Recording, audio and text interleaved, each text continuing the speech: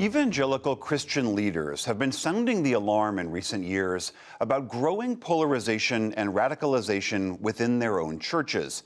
Earlier this week, Barrón-López sat down with one pastor who's trying to shift that conversation.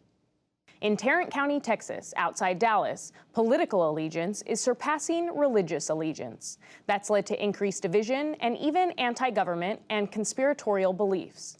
This week, a group of religious leaders from the Tarrant County-based Multi-Faith Neighbors Network, along with researchers at American University and other experts, released the Peacemakers Toolkit to help clergy across the country combat some of these issues in their communities.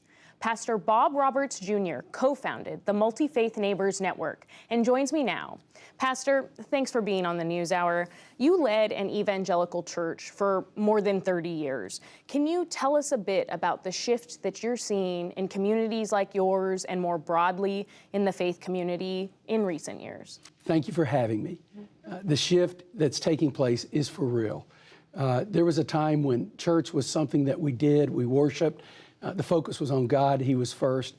But I fear that the church has been impacted with many of the things in the culture that is impacting everyone else. And I think for a while we've not dealt with it. It's been hard for us to come to grips that could we have people that are radical, that are part of us? And I also think sometimes broad strokes like all Christians are Christian nationalists and things like that, it's made it difficult for us to be able to speak into those things.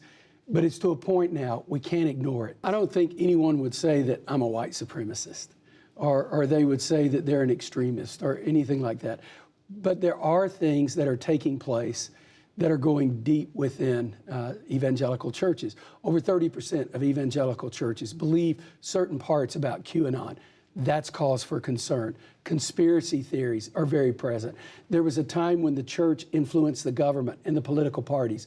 I'm sorry to say that the political parties now, in particular for evangelicals, have impacted us pretty dramatically. Instead of pastors being prophetic, they've become more pundits, more personalities. Politics, you're saying, is infecting what pastors are saying to their congregants. Tremendously. Pastors are afraid sometimes to say what they know they need to say because no matter what they say, they're going to get in trouble. So when COVID was here, whether you wore a mask or didn't wear a mask, it was a controversial issue.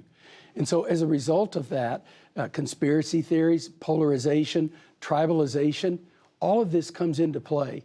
And then you've got to understand, as Christians, we do what we do based on the Bible and because we passionately want to follow Jesus. And when a preacher stands up and says, you got to vote for this person or you're not following Jesus, that's not good. And when you have politicians promise that they can fix things, sometimes we can be susceptible to a politician promising to fix something that they can't, or that they really don't have a desire other than to use us for their own political purposes. And there's nothing wrong with being in a political party. We all have political views. That's great. But I think as Christians, we have to realize that we are committed to a kingdom that transcends any nation. Are you talking about former President Donald Trump there, or are there any specific leaders that you hear about? Any leader. I don't care if it's Democrat or Republicans. I think when we start to look to a political leader to be our Messiah, that's when we get into trouble. And when we look to political leaders and we give them pass on morals and integrity and character, thinking that the way to help truth and goodness and righteousness is to make a pact with evil, I think that's very dangerous. What are the consequences of what you're talking about here? What has been the impact that you've seen specifically on younger pastors? Oh, it breaks my heart. Many of them want to quit. Right now, we're going through one of the toughest times ever in American history for pastors. They're burnout, their emotional health, their mental health is at risk. I mean, there are so many studies about this. I talk to pastors all the time, and they know they need to address certain issues. Bob, how do I address this? What do I do? How do I even talk to the people? Because they're being impacted by conspiracy theories, news channels. They're listening to others tell them what their position ought to be more than they are the Bible. And so how do you deal with that? And so there's not the same authority in the pulpit, sadly, for some that comes from political pundits and others. To fix this, you helped put out this Peacemakers Toolkit. What are some of the things in that toolkit that you think will fix this problem? The toolkit was critical for us. I'm sorry to say, as evangelicals, we don't talk about peacemaking near as much as we should. You can't read the Bible and not see that peacemaking is not there. So it first of all deals with a theological basis. What is the basis for peacemaking? And so in that context, we look at the ethic of Jesus. Not just love your neighbor, but love your enemy. And love your enemy works in a fantastic way when you're dealing with peacemaking and when you're dealing with people that are at odds, the polarization that's taking place, the isolation that's taking place. The second part deals with scenarios, challenges pastors are faced with. I had a pastor call me. He was very upset. He said, I don't know what to do. And he has a pretty good sized church. He said, I've got church members that are joining a militia across a state line in another state. They're coming back. How do I deal with this, Bob? How do I even address it? What do I do about that? So we try to think, what are some of the scenarios they deal with? Justifying, violence. I mean, violence is up. And the justification saying violence would be okay in order to bring about a desired result, that's not good. But Multi-Faith Neighbors Network wasn't just enough to look at how we're not getting along with Muslims and how do we relate to Jews. We had to start looking in our own backyard as Christians. Now, wait a minute.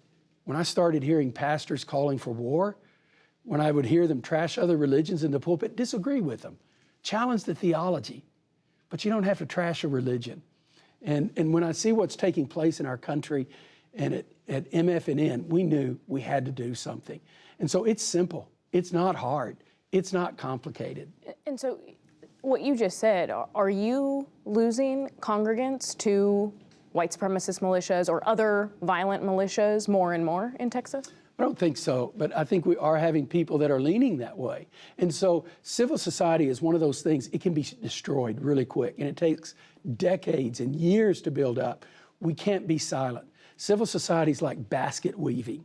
And so are there people? Well, sure, we know we've got white supremacists. We know that it's, according to the FBI, one of the biggest challenges that we face. But I don't think you ought to walk in a church and think, man, all these white people are white supremacists. They're not. Are there some there? You bet there are. But I'm telling you, there's far more people that want to get along, they want to be at peace. And so we've got to give tools to push back against this. Pastor Bob Roberts Jr. of the Multi-Faith Neighbor Network, thank you for your time. Thank you.